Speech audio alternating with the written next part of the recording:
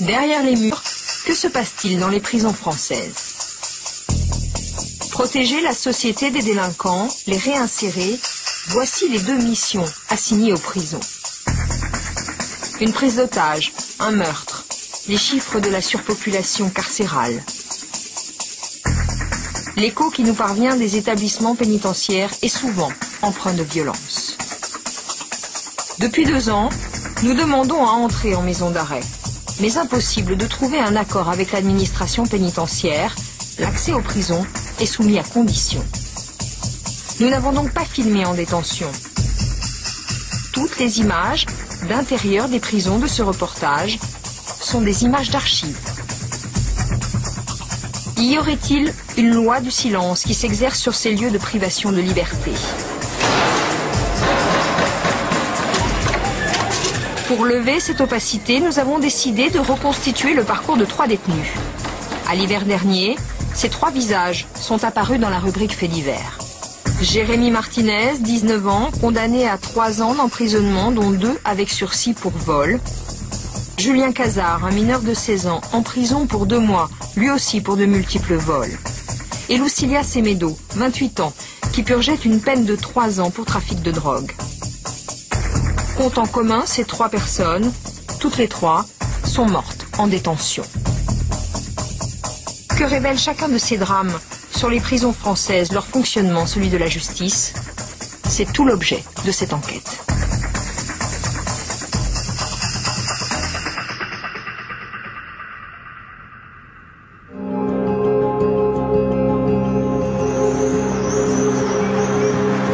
La première histoire est celle de Jérémy Martinez, incarcéré à la maison d'arrêt de Valence, dans la Drôme, et retrouvé mort dans sa cellule. C'était le 3 mars dernier. Jérémy Martinez, un jeune homme de 19 ans. Sa mère et sa grand-mère nous conduisent sur sa tombe. Elles sont en colère contre la prison. Il ne se passe pas un jour sans que je pense à Jérémy. Le matin, le soir, même la nuit, je pense à lui. Ça m'arrive souvent. Qu'est-ce que vous vous dites?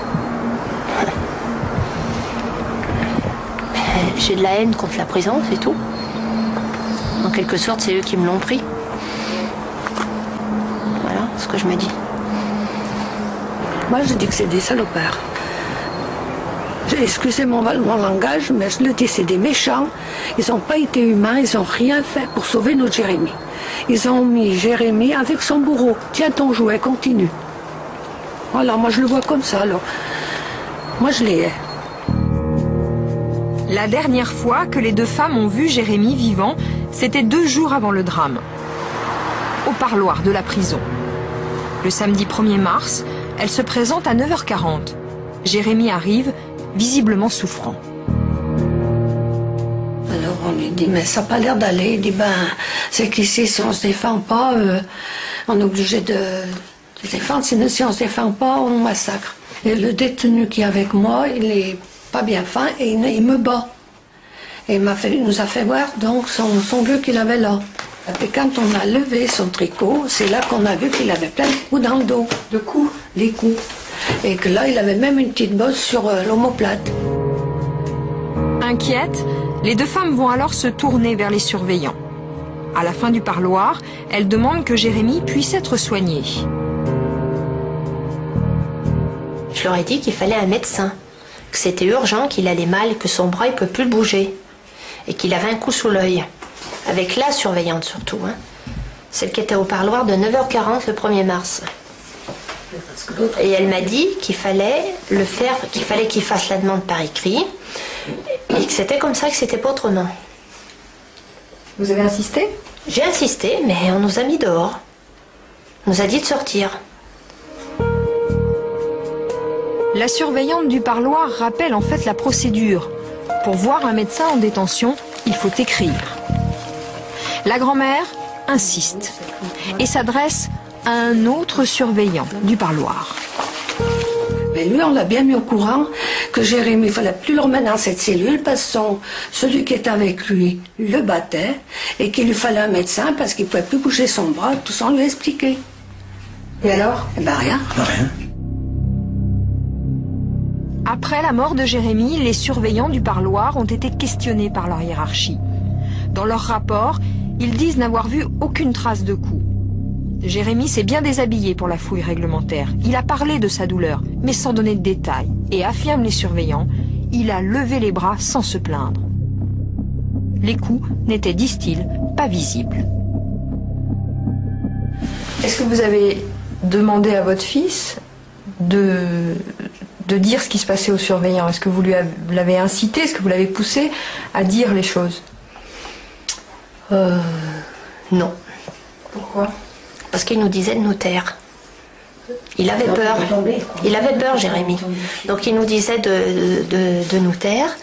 Parce qu'il disait, vous vous rendez pas compte, vous après, moi après, c'est moi qui prends des raclés. Donc alors vous voulez faire quoi? Vous seriez à ma place, vous auriez fait quoi? Rien. Jérémy ne s'est pas confié aux surveillants. Pourtant, pour sa famille, il a donné tous les signes que sa détention se passait mal. Le personnel pénitentiaire n'a juste pas su voir. Pourquoi ou de qui Jérémy avait-il peur? À Valence, c'est la première fois qu'il est incarcéré, condamné pour des vols et un délit de fuite devant des gendarmes. Son codétenu s'appelle Stéphane. Lui est en prison pour tentative d'assassinat. Dans la cellule, ils sont 2, puis 3 dans 9 mètres carrés. Pour l'avocate de la famille de Jérémy, la promiscuité a engendré la violence. Je pense qu'à partir de ce moment-là, il y a la rivalité des deux qui veulent diriger la cellule, pas Martinez, hein, il n'a pas le gabarit pour diriger la cellule, et qu'à partir de ce moment-là, ça dérape. Et qu'à partir de ce moment-là, il y a des violences. Et on a au moins 2 épisodes de violence qui sont pas contestés. Un épisode où on a attaché Jérémy avec la lanière de son peignoir, on l'a mis sur le lit et où on voulait le mettre sous le lit, mais comme... alors c'est un jeu, disent-ils, mais comme visiblement Martinez le vit mal, et on peut imaginer dans cette petite cellule de 8 mètres carrés l'enfer que c'est pour lui, la peur de devenir un jouet entre les mains des autres, ils arrêtent ce jeu-là. Et puis il y a la seconde scène, qui n'est pas contestée non plus, au cours duquel ils jouent à se donner des croche-pieds. Et où Martinez aurait regardé le codétenu d'un air bizarre, et où là l'autre se déchaîne, lui fait un croche-pied, le jette au sol et le roue de coups. Et si le troisième n'intervient pas, il va à l'hôpital. Ils le disent tous les deux. Oui, il aurait pu aller à l'hôpital. Le huis clos de la prison, où les portes des cellules ferment à 19 h, où la nuit est longue avec les seules rondes des surveillants. Pour comprendre, nous avons rencontré un jeune détenu de l'âge de Jérémy, incarcéré lui aussi à Valence le lendemain du meurtre du jeune homme. Comme Jérémy, il entrait en prison pour la première fois. Ça s'est bien passé jusqu'au moment où les surveillants, en fait, jusqu'à après le repas du soir. Après, les surveillants nous passent juste, regardent par la petite écoutille et ne font plus vraiment attention à ce qui se passe dans la cellule. Qu'est-ce qui se passait avec vos codétenus? C'était pas des tendres et moi, j'étais un peu trop gentil par rapport à eux, quoi. Mais ça s'est mal passé? Ça s'est mal passé, oui. C'est-à-dire? Une sorte de bisoutage pendant une nuit, en fait. Je sais pas c'est quoi, il y a une cellule, vous avez un WC qui n'est pas fermé par rapport à la cellule. Vous allez au WC, vous prenez des verres d'eau, couverture sur la tête, enfin, des choses comme ça. On vous arrose de shampoing, enfin... Il y en avait un qui se fabriquait une sorte de lame de cutter en faisant fondre des rasoirs. Enfin voilà, c'est assez intimidant quand même. Mais t'as eu peur? Ouais. Parce que dès qu'il y a des tensions dans une cellule, on peut pas en sortir, on peut pas... Même en appelant, on n'est pas sûr que les gardiens vont venir tout de suite. Enfin, c'est pas ce qui peut se passer vraiment. Dès le lendemain, les surveillants ont changé de cellule le jeune homme à sa demande. Et Jérémy? A-t-il voulu lui aussi partir, éviter le face-à-face avec Stéphane? Les 2 garçons ont le même âge, mais pas la même carrure. Stéphane en impose avec ses 110 kilos. Jérémy, lui, est plutôt frêle.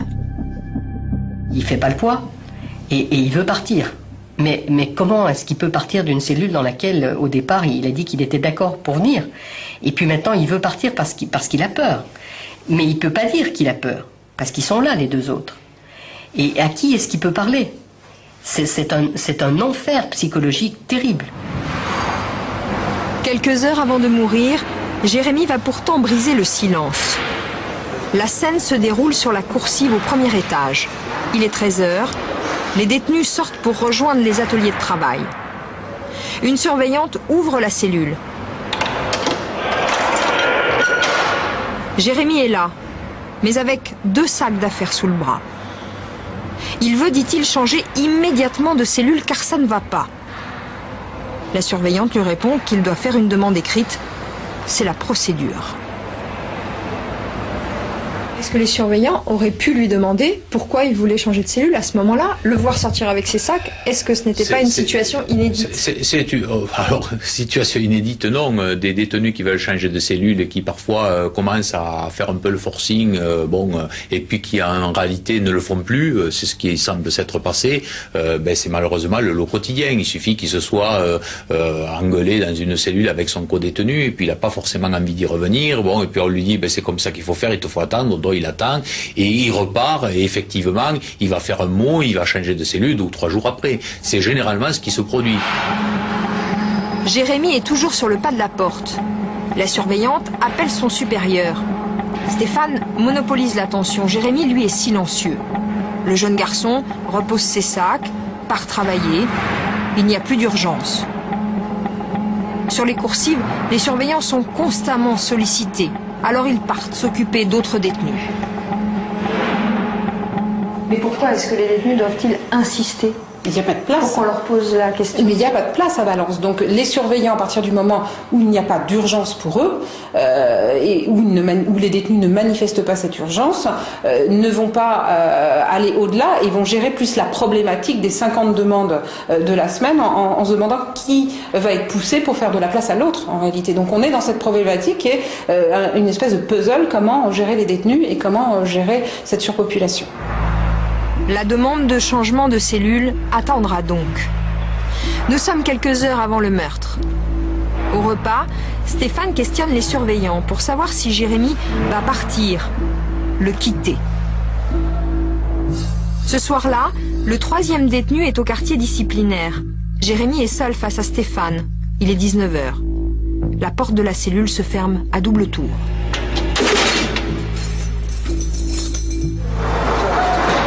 À minuit, des prisonniers donnent l'alerte. Des prisonniers qui se sont confiés à leur aumônier. Les autres détenus tapaient aux portes parce qu'ils avaient entendu ce qui se passait en demandant que ça bouge rapidement. Voilà. Et qu'est-ce qu'ils entendaient? Qu'est-ce qu'ils ont entendu? Ils ont entendu qu'il y avait une bagarre et que le jeune ne réagissait plus, enfin ne répondait plus. Ils ont entendu les coups, ils ont entendu des cris, qu'est-ce qu'ils ont entendu? Des coups, des cris, voilà. Ils vous l'ont dit? Oui. Ils ont tambouriné aux portes pour essayer de faire venir le gardien. Malheureusement, la nuit, ça aussi c'est une chose qu'on ne sait pas forcément ou pas toujours. La nuit, les gardiens n'ont pas les clés des cellules. Comment ça, les surveillants n'ont pas les clés des cellules? Il faut que ce soit le gradé qui vienne et qui prenne la clé de la cellule pour ouvrir. Un gradé, habituellement de permanence à son domicile, mais qui cette nuit-là est présent à la maison d'arrêt. Les surveillants interviennent vite, mais il est trop tard. Jérémy succombe à l'hôpital.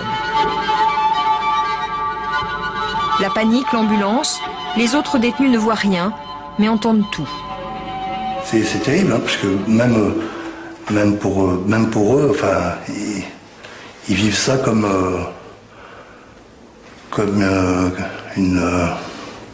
un stress supplémentaire. Ils se disent, on n'est pas à l'abri d'être mis un jour dans une cellule avec un fou furieux qui nous... Le meurtre de Jérémy était-il évitable? Que savait l'administration pénitentiaire de son assassin présumé? Avant la prison, Stéphane vit dans la rue. Il est soupçonné d'avoir tenté d'assassiner un marginal. Il l'aurait aspergé d'essence avant de le brûler au chalumeau. Stéphane, au parcours chaotique. Un père violent, une mère dépassée. L'enfant a été placé dès l'âge de 18 mois en famille d'accueil. Pour les psychiatres, il souffre d'abandon. Il a commencé à être un peu violent quand il a été dans des structures psychiatriques, quand il a été aussi dans des familles d'accueil.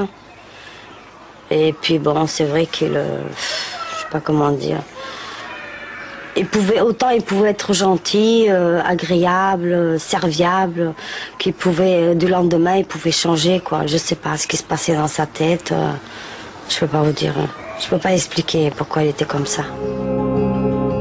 Souffrant de troubles de la personnalité, Stéphane est sous traitement depuis l'âge de 6 ans.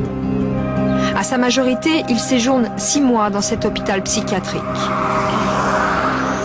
À la maison d'arrêt, il a un comportement imprévisible.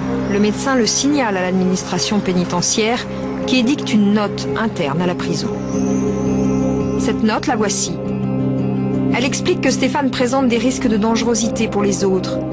Sa cellule doit impérativement être ouverte par 2 agents. Surtout, il doit être mis seul en cellule. Ces consignes ont-elles été respectées? C'est la question que nous avons posée au syndicat des surveillants majoritaires à Valence. Stéphane est bien resté à l'isolement, mais 10 jours seulement. Il y a une note de service le 22 octobre qui dit que ce détenu doit être seul. Pourquoi est-ce qu'elle n'est pas respectée? Tout simplement parce que celui qui l'a érigé n'est plus à la tête de cet établissement depuis quelques jours et un des membres de l'encadrement devant gérer une situation de surpopulation pénale le 2 novembre prend la décision de mettre dans la cellule de loup un autre détenu. Pourquoi faut-il absolument qu'un autre détenu rejoigne dans sa cellule? Tout simplement parce que c'est une maison d'arrêt, que tant qu'on aura des obligations d'incarcérer, et c'est le job de l'administration pénitentiaire, et qu'on n'aura pas le nombre de places adéquates, et ben on continuera malheureusement à entasser des détenus. Là c'est 2, 3, 4, mais des situations où c'est 5 et 6 avec des matelas par terre. Donc elle est surpeuplée, cette maison d'arrêt? Elle est archi surpeuplée. Archi surpeuplée. Elle fait partie des maisons d'arrêt... s'il y a un top 10, Valence est dans le lot, quoi. À la maison d'arrêt, Stéphane ne sera donc plus jamais seul en cellule.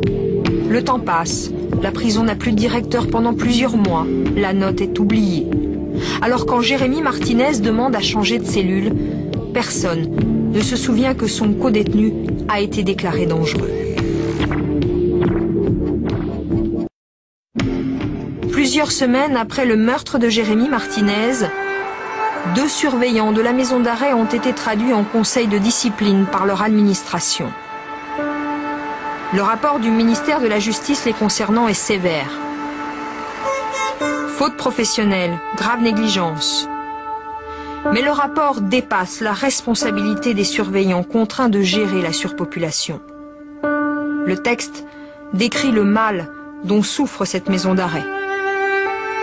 Surpopulation, manque d'encadrement, gestion difficile des détenus psychiatriques. Dans leurs recommandations, les inspecteurs suggèrent d'augmenter les effectifs des surveillants à Valence. Avant sa mort, Jérémy, lui, a bien suivi la consigne. Il a écrit pour changer de cellule. Sa lettre a été retrouvée dans la poubelle près de son lit. Je voudrais changer de cellule car je ne m'entends plus avec mon codétenu et ça va mal se passer. S'il vous plaît. Mettez-moi à la cellule 26 pour que je puisse évacuer le stress. Il me vole des affaires pendant que je dors, mais je les ai récupérées, donc c'est réglé. Il dort pas la nuit. Il va me rendre fou. S'il vous plaît, mettez-moi à la 26. Je serai bien là-bas. S'il vous plaît, faites vite.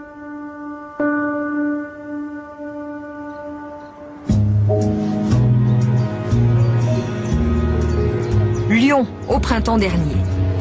C'est ici que s'est concrétisé le projet d'une prison d'avant-garde, la plus moderne et la plus novatrice conçue jusque-là. Une prison sans mirador ni barbelé pour jeunes délinquants. Cela s'appelle un EPM, un établissement pénitentiaire pour mineurs. Le premier d'une série de 6 a ouvert en juin dernier, ici, à mes yeux, dans la banlieue de Lyon. L'EPM est une prison révolutionnaire pour ses concepteurs.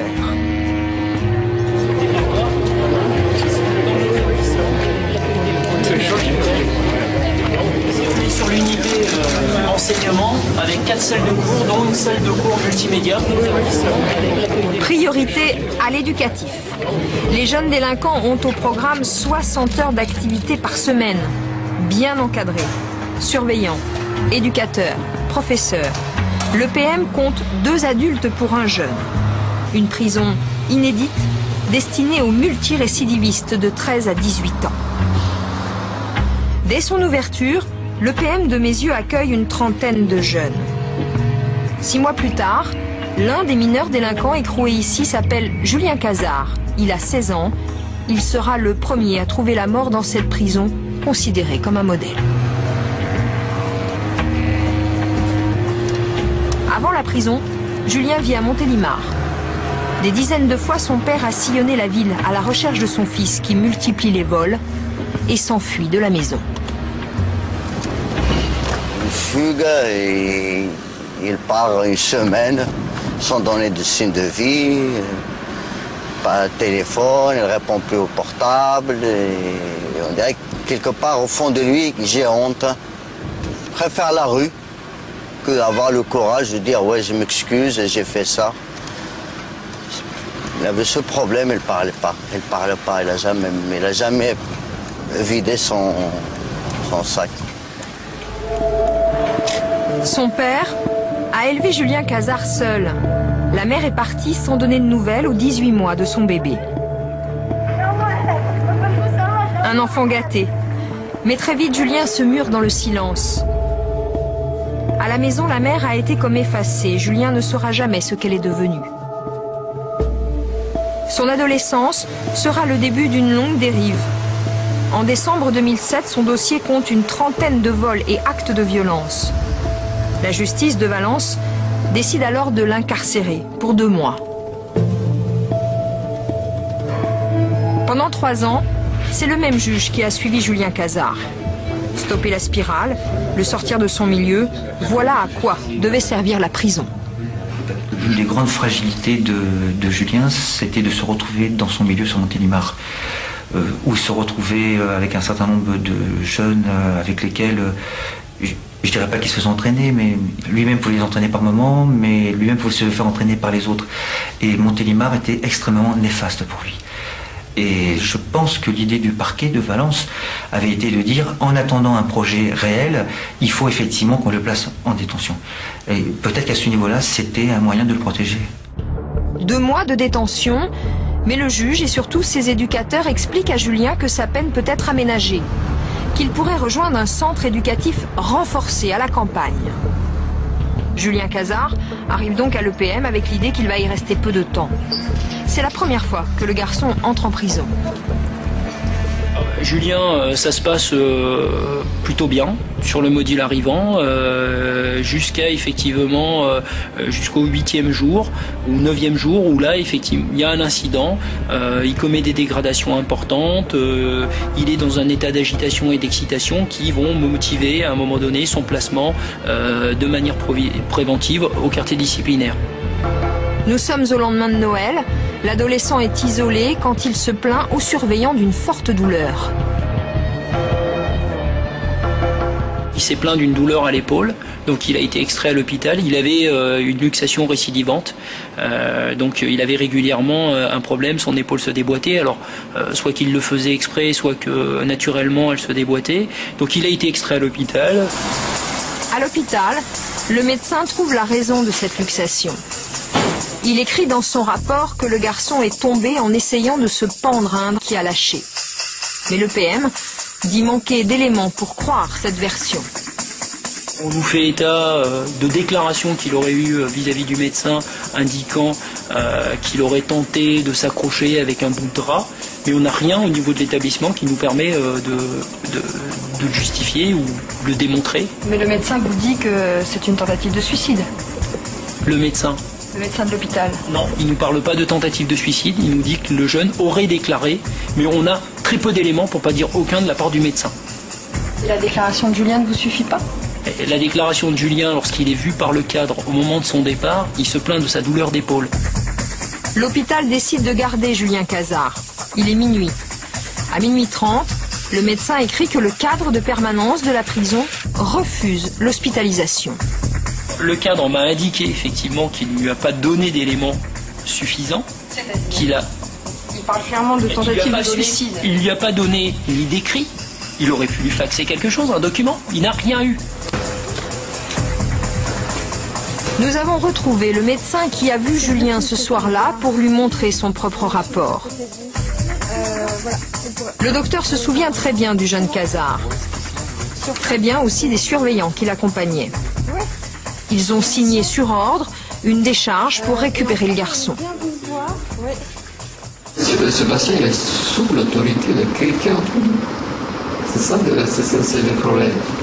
Si vous voulez, si le parent me dit que je vais écouter, je conseille, ben, le parent il refuse parce que c'est un mineur.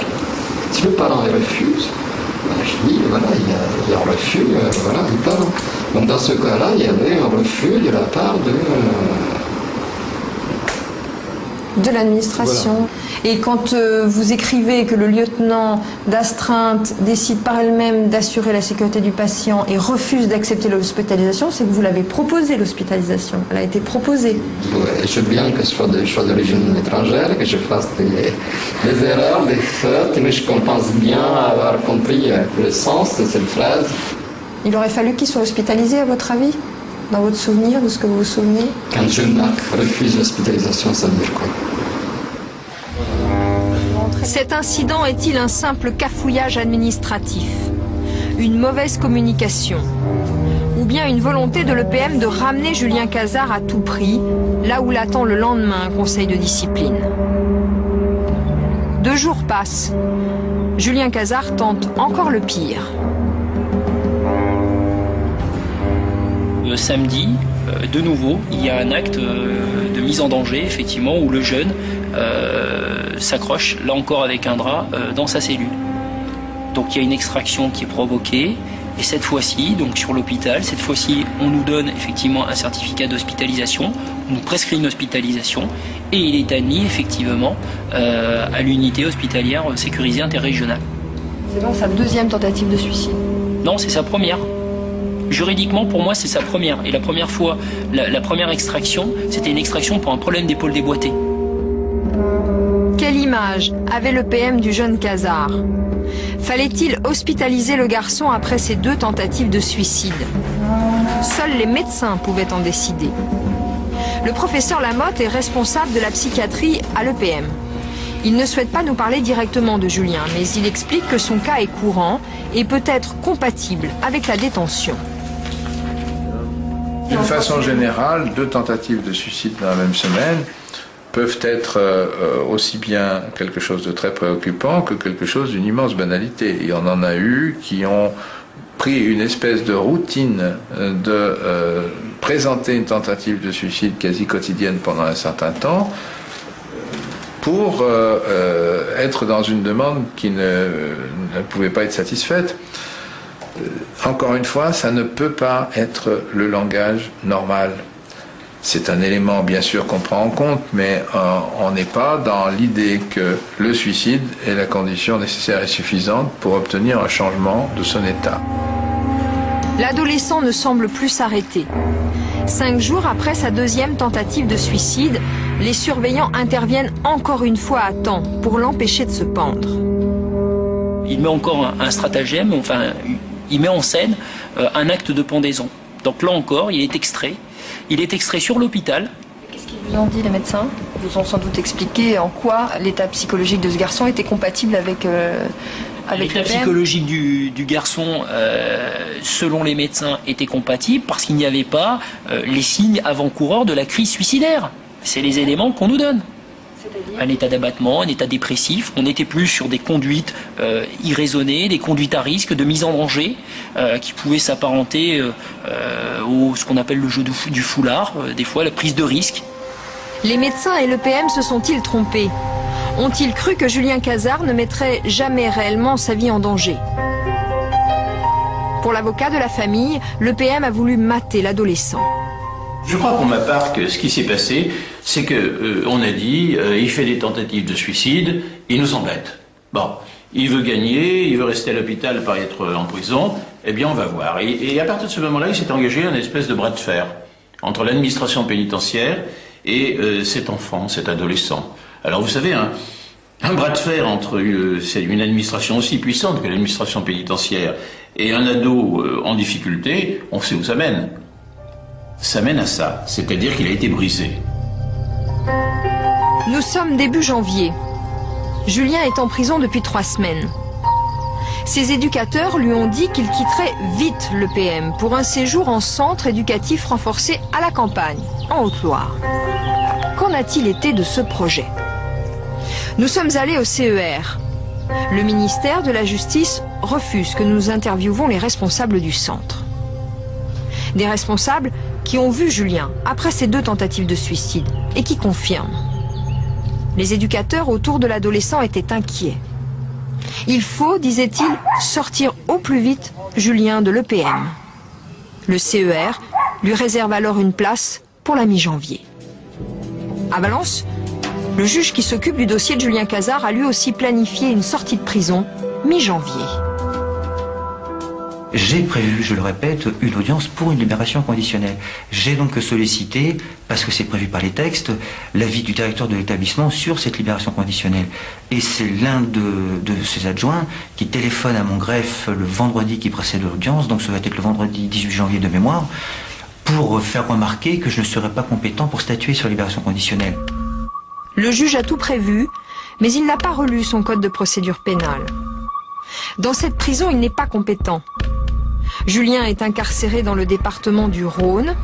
C'est donc les juges de Lyon qui doivent décider d'aménager sa peine ou pas. Valence, Lyon, les juges ne se coordonnent pas. Pas un coup de fil, pas de transmission de dossier. Et le PM, dont la mission est aussi de proposer des aménagements de peine. Pour cet éducateur, le PM connaissait une ouverture difficile. Les aménagements de peine n'étaient donc pas une priorité. Il y avait 52 jeunes à l'établissement à ce moment-là. On venait d'ouvrir 2 unités. C'est vrai que l'institution était plus penchée sur l'organisation des services, l'organisation des déplacements à l'intérieur des établissements pour autant de jeunes dans un espace qui est relativement réduit quand même, et moins sur les difficultés de tel ou tel jeune. Ou son projet de sortie. Ou son projet de sortie. Qui lui pouvait attendre. Qui lui pouvait être différé. Il n'y avait pas d'urgence. Sauf que le jeune posait des actes quand même qui montraient qu'il y avait peut-être urgence à prendre en compte sa situation et à le sortir de ce lieu d'enfermement qui n'est jamais bon quoi, pour une personne fragile. Contretemps, mauvaise coordination. La place au centre éducatif est perdue. Les éducateurs se sont trop avancés avec Julien. Il ne sort pas de prison et poursuit sa peine. 1 semaine plus tard, nouvel incident. Julien Cazard met le feu à sa cellule. Les surveillants lui sauvent la vie alors qu'il est prostré dans une épaisse fumée. Tentative de suicide ou provocation, la prison porte plainte pour destruction de biens. Julien est renvoyé devant un juge à Lyon. Que savait le juge du garçon? Nous avons rencontré ce magistrat au tribunal. Il ne souhaite pas s'exprimer devant une caméra. Pour lui, ce dossier venait de l'extérieur. Les juges à Lyon ne connaissaient pas Julien et ne se considéraient pas les mieux placés, les plus légitimes pour juger le dossier. À l'audience, ce magistrat a-t-il été informé des tentatives de suicide de l'adolescent? Dans le cadre de l'audience, ça a été effleuré. Mais je n'avais pas de documents, pas de rapport antérieur dénotant des problèmes psychiatriques.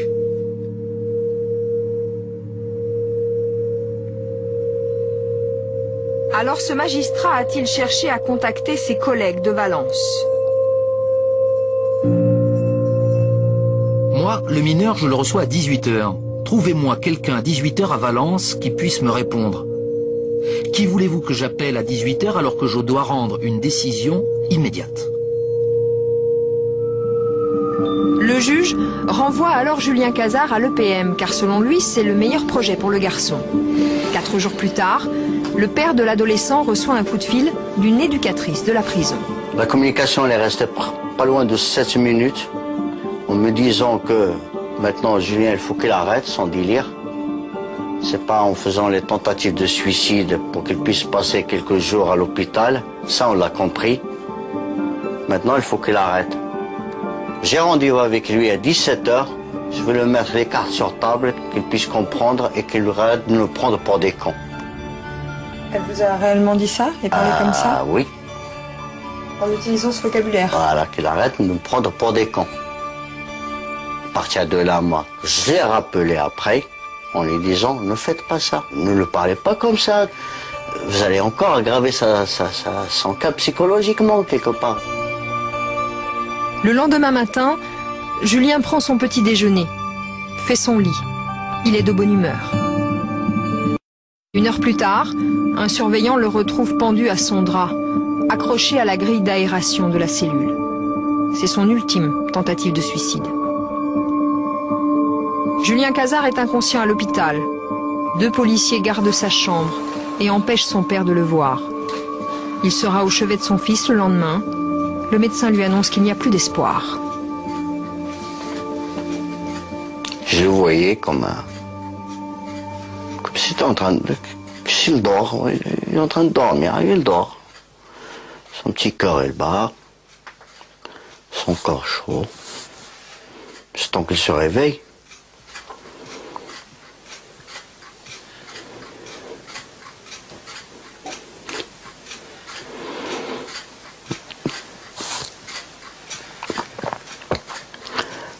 Le 14 septembre 91, à 6h24, elle est née.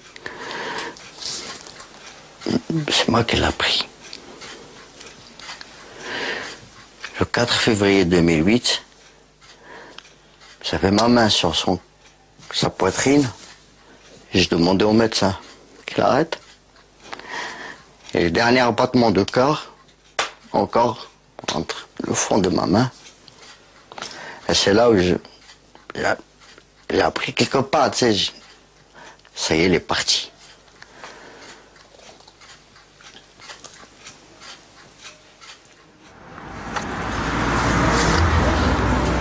Qu'est-ce que le suicide de Julien Cazard aura remis en question? Le gouvernement se félicitait de l'ouverture de l'EPM de Meyzieu. 6 mois plus tard, la ministre de la Justice se doit de faire le déplacement auprès des personnels. Le projet est réaffirmé, le soutien sans faille. Mais en coulisses, au tribunal de Lyon, c'est une série de mises au point. 8 jours après la mort de Julien, voici le compte-rendu d'une réunion entre les magistrats de Lyon et le service éducatif de l'EPM. Des magistrats virulents qui parlent d'une organisation défectueuse, d'équipes aux compétences professionnelles incertaines, d'une impression de flou et de confusion entre éducateurs et surveillants à l'EPM. À l'évidence, l'ouverture de cette nouvelle prison n'avait pas été bien préparée. Et entre magistrats aussi, les explications ont été sévères. À Lyon, le président de la cour d'appel les a rappelés à l'ordre. Ils doivent communiquer entre eux sur les dossiers. À Valence, les juges demandent à suivre leurs mineurs. Il faut qu'il y ait un juge des enfants qui suive un mineur, ça me paraît très important. Je n'ai surtout aucune prétention à avoir, mais entre Julien et moi, il y avait un lien. Je crois que la place du juge était reconnue, il savait ce qu'il pouvait dire, il savait peut-être ce qu'il pouvait attendre, et dans le bon et dans le mauvais, mais je crois qu'il y avait un cadre.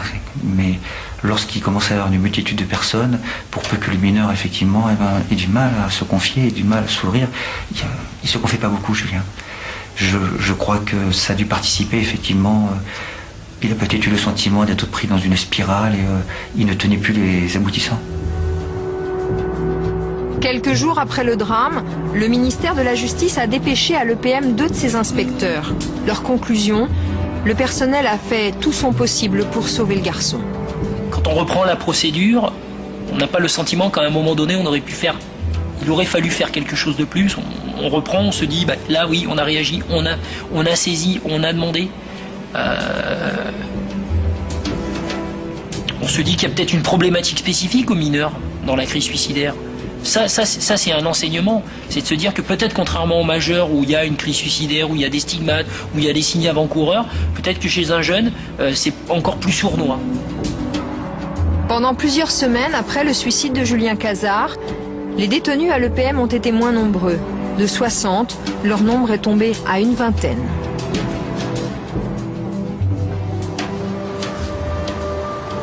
La troisième histoire de ce reportage nous est parvenue d'abord sous la forme d'un cri de colère. Une pétition inédite des femmes de la maison d'arrêt de Fresnes.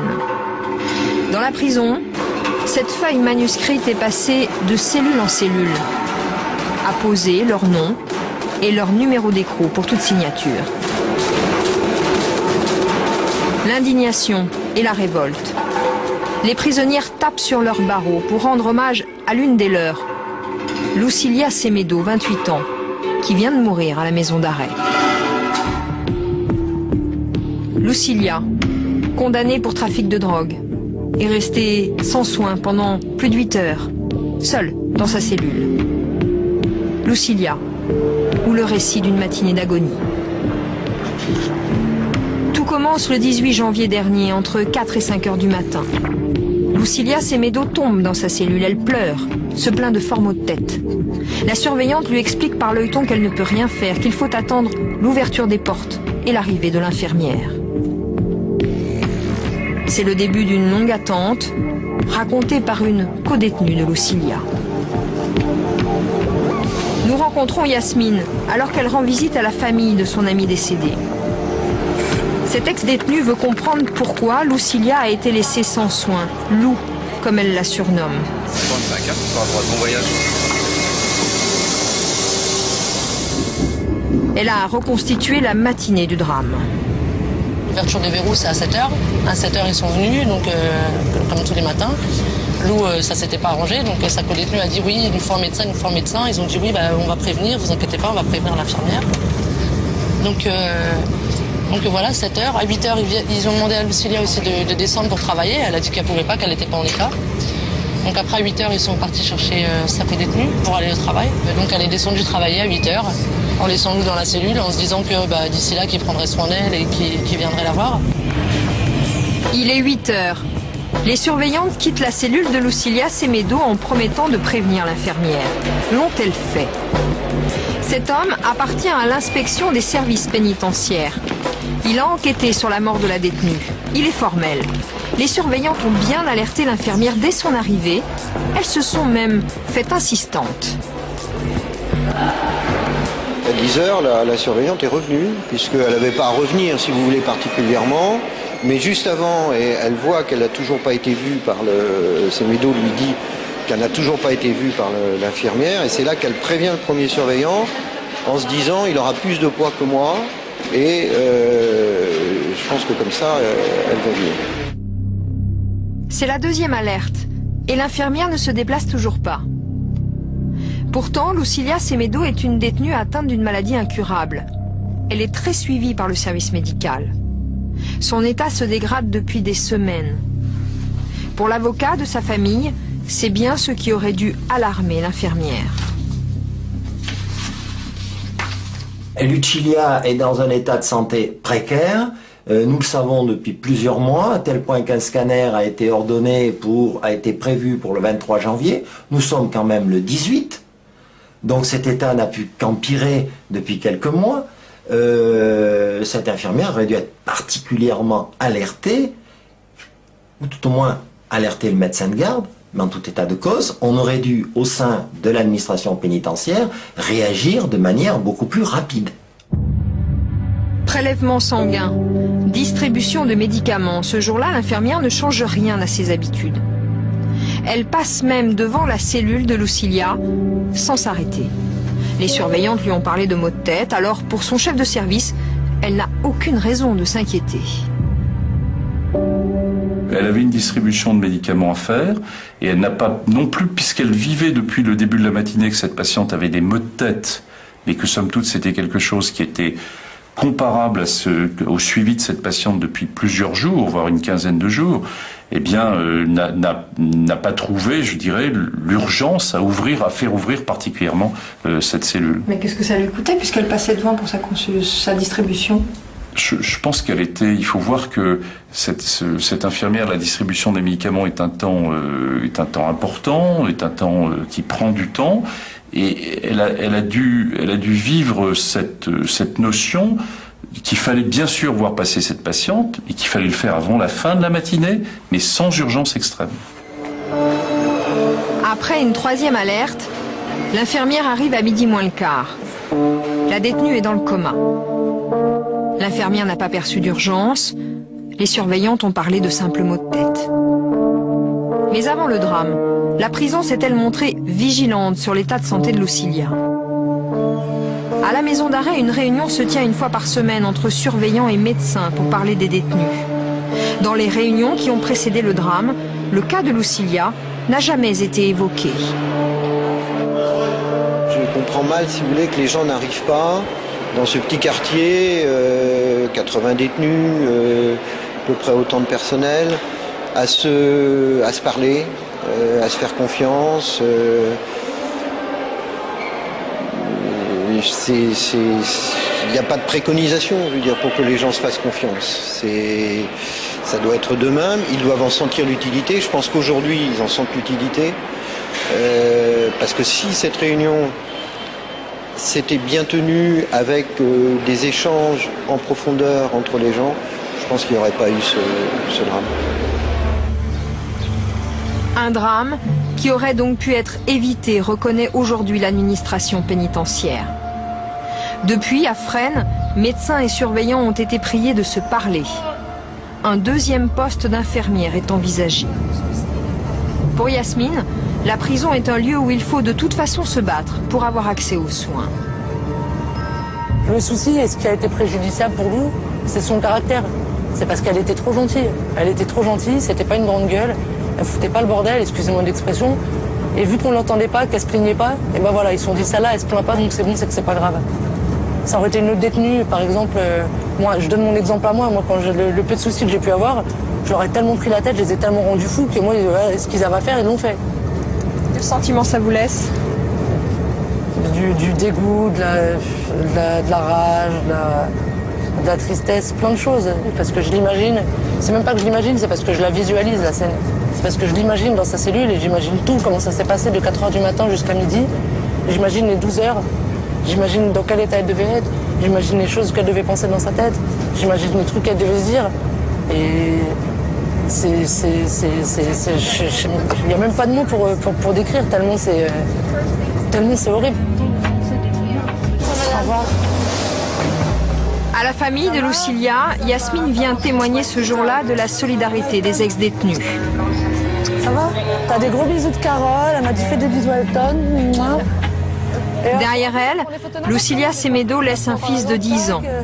En Belgique, il vit avec les amis de sa mère. La justice a enquêté sur la mort de la jeune femme en détention, mais aucune faute du personnel n'a été retenue. L'affaire a été classée sans suite. La famille de Julien Cazard a déposé plainte pour non-assistance à personne en danger et homicide involontaire. Mais cette plainte peut-elle aboutir? Un juge enquête sur la mort de Jérémy Martinez.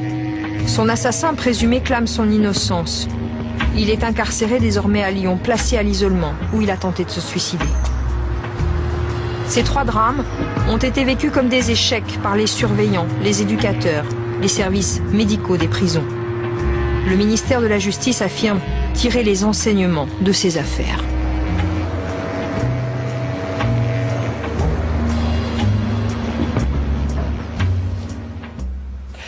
Pour parler de ce document, nous accueillons sur notre plateau Agnès Varamian qui a enquêté et réalisé ce reportage avec Stéphane Guillemot. Agnès, bonsoir. Bonsoir. Bonsoir Agnès. Alors vous avez tourné ce reportage au printemps dernier. Depuis, il y a eu une vague de suicides en prison, 4 ces dernières semaines. Alors selon vous, à quoi sont dus ces suicides? Est-ce qu'ils sont inhérents à la vie derrière les barreaux ou une conséquence de des mauvaises conditions de vie dans les prisons? Non, personne ne parle de fatalité pour les suicides en prison, mais le phénomène est appréhendé de façon très différente. Pour l'administration pénitentiaire, le nombre de suicides baisse d'année en année, et ce serait la médiatisation des suicides qui expliquerait la loi des séries qu'on connaît depuis quelques mois. Mais pour les associations militantes, en revanche, la France connaît plus de suicides que ses voisins européens. Alors pourtant la prévention existe, vous le savez, en détention ce sont les premiers jours qui sont les plus à risque pour le suicide des détenus, et donc l'administration tente d'atténuer ce choc carcéral. Elle incite les acteurs de la prison à discuter, à travailler, ses surveillants, à prévenir les suicides, et les surveillants sauvent la vie de nombre de détenus. Mais cette prévention, elle se heurte aux conditions de vie, à la promiscuité, aux liens familiaux qui se désagrègent souvent, aux périodes de mitard qui sont jugées parfois trop longues, et puis à la promiscuité que connaissent les détenus. Et à la surpopulation. À la surpopulation. Et tant que ces conditions de vie ne s'amélioreront pas, eh bien la prévention, elle, restera inopérante. Et c'est peut-être pour les mineurs que cette prévention est le moins avancée. Vous l'avez entendu, le directeur de l'EPM, une prison qui est jugée être un progrès par rapport au quartier mineur, eh ben, il appréhende encore très mal en fait le mécanisme de la crise suicidaire chez l'adolescent, qui semble ne pas répondre au même mécanisme que la crise suicidaire chez les adultes. Alors Agnès, régulièrement des rapports européens condamnent la France pour l'état de ses prisons. Alors ce matin même, un nouveau rapport vient d'être rendu public du Conseil de l'Europe cette fois. Qu'est-ce qu'il dit en substance, ce rapport? Eh bien, il souligne les efforts entrepris par l'administration pénitentiaire pour améliorer la condition des détenus, mais il dit en même temps que la France ne montre pas l'exemple. Alors les progrès, eh bien, ce sont les expérimentations pour tenter d'élever la France au niveau des standards européens, la séparation entre les détenus et les condamnés, l'expérimentation sur des quartiers arrivants, ou encore le cloisonnement des toilettes qui n'existe encore pas dans 20% des détenus. Mais le commissaire européen dit que ce n'est pas suffisant, et il insiste beaucoup sur la surpopulation, 140 à 220% de taux d'occupation dans les maisons d'arrêt. Il se dit très inquiet de l'accès aux soins, il se dit très inquiet aussi de la prise en charge des maladies psychiatriques, un taux de maladies psychiatriques 20 fois plus élevé en détention que dans l'ensemble de la population. Alors ce rapport, c'est une énième mise en cause du gouvernement et de l'administration pénitentiaire, mais il renvoie aussi aux politiques pénales, toujours plus d'incarcération et ses conséquences. Il renvoie aussi à chacun d'entre nous, quels moyens sommes-nous prêts à mettre dans nos prisons pour améliorer la condition des détenus. Enfin Agnès, il faut que nous expliquions à nos téléspectateurs pourquoi nous n'avons pas pu tourner dans les prisons françaises. Nous avons une charte envoyée spéciale, une tradition avec Guylaine. Nous ne montrons pas nos reportages, nous n'accordons pas de droit de visionnage à nos interlocuteurs. Et manifestement, c'est ce qui a achoppé avec l'administration pénitentiaire. Oui, l'administration pénitentiaire met aujourd'hui comme condition, pas seulement à nous, mais à d'autres journalistes de télévision, qu'on leur présente le document terminé 5 jours avant sa diffusion. Bon, ce n'est pas effectivement acceptable pour nous. Alors, lors de notre enquête, l'administration a quand même accédé au bout de plusieurs semaines à certaines de nos demandes, puisqu'elle nous a laissé approcher certains des acteurs de ces 3 tragédies. Mais je crois que l'administration veut de plus en plus contrôler, voudrait aussi que les journalistes évoquent ou parlent des efforts qu'elle entreprend et qu'on ne nie pas, mais plutôt que l'on s'attache à montrer les difficultés et ce qui ne marche pas encore dans les prisons françaises aujourd'hui. Merci Agnès.